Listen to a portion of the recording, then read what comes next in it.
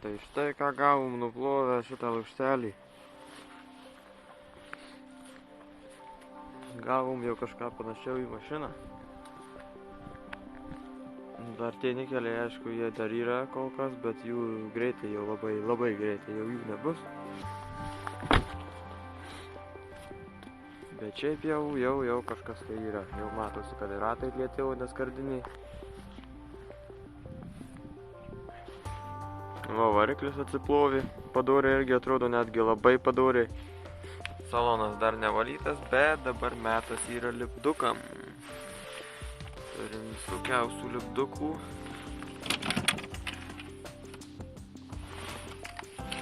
Kurie turės papuošti BMSA.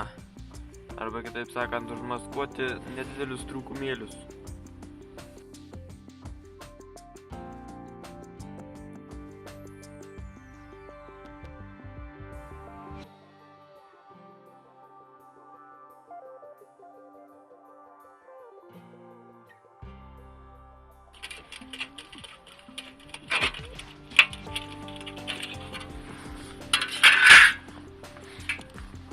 Ups. Nu čia neįtin, taip atrodo gražiai, bet nieko. Užvarysim šitą lipduką ir bus zeba. Na, visgi kitą lipduką užklijavau. Bet bus gerai. Ir tada netikėtai lukštelis buvo parduotas.